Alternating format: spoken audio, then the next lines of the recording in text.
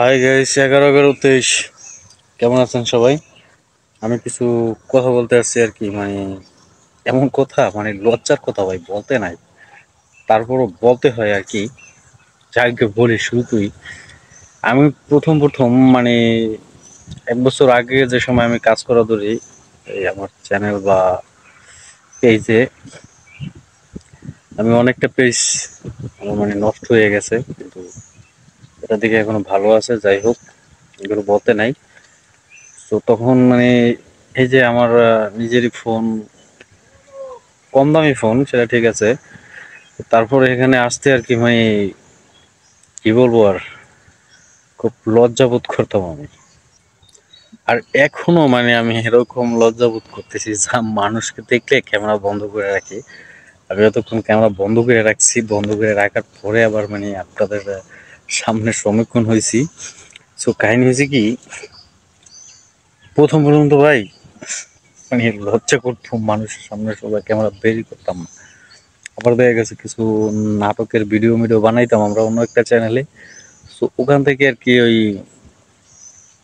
ওটা দেখতে দেখতে দেখতে দেখতে আর কি আমি হয়ে গেছে, কি বলে, ওই একটু সাহস হয়ে গেছে, দেখা গেছে। ওই কথা আছে না যে সাহস করলেই ভাই সাহস বাড়ে, হাঁটাতে সাহস বাড়ে না।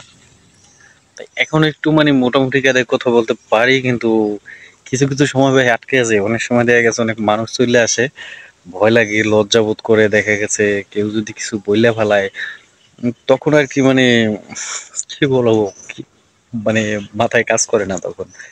এই 1 বছর বইয়া আসাটার গল্পটা আমার এতটা কঠিন ছিল, আমি নিজেও বুঝতে পারি না। কিন্তু সত্যি কথা বলতে কি ভাই, ভিডিও ভাইরাল না হোক সমস্যা নাই, আমি করতে থাকি। দেখা গেছে এখন সময় পাইতেছি, করতেছি আর কি। এই মানে অনেক সময় কি বলবো, এই শর্ট ভিডিও গুলো বানাই কোথায় যে জানেন, এখানে বুঝেই বানাই, কিন্তু আমি চারদিকটা আগে খেয়াল করি, দেখি যে কেউ আছে কিনা। চারপাশটা খেয়াল করে তারপরে আমি আমার থেকে ফোকাসটা নেই, তারপরে আমি করি। দেখ, দেখা গেছে আবার অনেক সময় ওই যে আমাকে ভাইগনা ছিল আর কি, ভাইগনা, সে তো এখন বিয়ে শাদী কইরা প্রয়োজন নাই বলার আর। ও আর কি কিছু সময় আমার ক্যামেরা ধরতো, আমার এই ফোনটা ধরতো, আবার কিছু সময় দেখা গেছে স্ট্যান্ড লাগাইয়া। তারপরে আমার একটা ভাতিজা আছে, আরো একটা ভাগ্নে আছে, দুইটা ভাগ্নে একটা ভাতিজা, ওদেরকে নিয়ে এই টুকি ঝুঁকি করছি। কেননা তখন আমরা 4টা ছেলে পুরো ফ্রি ছিলাম। আবার ওই নাটকের ভিডিও মিডিও বানাইতাম, এই পাশাপাশি এই 4টা ছেলেই ছিলাম। কিন্তু ওই একটা আবার ভিতরে আসতে চায় না, ঠিক আছে, ওটার আবার আমার থেকেও লজ্জা বেশি। আমি আর খুতুরু, কিন্তু সেই ভাইগনাটা, বড়টা যেটা যেটা বিয়ে শাদী করছে, ওইটা আর কি কিছুটা লজ্জাবোধ কম করে। কেননা ও মানে আমার থেকে বেশি টাকার ফোন চালায়। আবার দেখা গেছে আমার আগে আবার ভালো অ্যান্ড্রয়েড ফোন কিনছে। সো ওর আর কি লজ্জা শরম একটু কম আছে, লীলাজা কি কেমন জানি কয়, লীলাজা, ওই লীলাজা হয় আর কি। তাই ভাবলাম যে ওই ওর লইয়া এই কাজটা সারি। তো ওর লইয়া কাজটার সাথে সাথে এখন অব্দি আমি লাইনে আছি, ও আছে।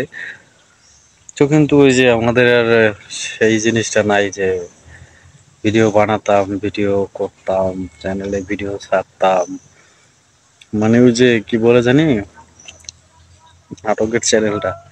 কিন্তু সেখানে আর এখন কাজ করা হয় না, যেরকম আর কি যে এখানে অ্যাক্টিভ থাকি। সবাই দোয়া করবে যে একটু সামনে আগাইতে পারি, গল্পগুলো ভালো করে বলতে পারি। এক সময় দেখা গেছে রাস্তায় নামা ভিডিও করতে পারি, মানুষের মানুষের ভিতরে নামা করতে পারি। মানুষের যখন এখন লজ্জা দেয়, তখন যেন লজ্জা না দেয় আর কি। এই আর কি এগুলো নিয়েই ভাইচা আছি আর কি ভাই। এখনো পিছনে আমার এক মামি আছে, ক্যামেরার বাইরে উম, কাজ করতেছে, তো এই কারণে আর এদিকে খেয়াল করতেছে না। তারপর আমি কথা বলতেছি, সে তো সবসময় আমার কাছেই থাকে। ওই কারণে আর কি অনেকটা দেখে তো সবসময় যে পোলাপান এগুলো করে, কথাবার্তা বলে আর কি। এই যাই হোক, এত লজ্জা নিয়া বাইক কেহ ভিডিও বানাবেন না, কেননা লজ্জাকে খাইতে হইবে, লজ্জার মাথা খাইয়া তারপরে ভিডিও এই মানে এই অনলাইন জগতে থাকতে হবে। কেননা এই অনেক ব্লগাররা তো আছে অনেক জায়গায় যায়, কিন্তু আমরা যাইতে পারি না ভাই। আমাদের এটাকে ফকত করে ফোনটা বার করে পকেট করে ক্যামেরা শুট করে দিয়ে, হ্যালো গাইস দেখেন এইখানে অমুক বাস খাইছে। তো এইভাবে কাজ করা লাগবে। সবাইকে দোয়া করি, সবাই দোয়া করবেন, ভালো থাকবেন। আল্লাহ হাফেজ, আবার দেখা হবে।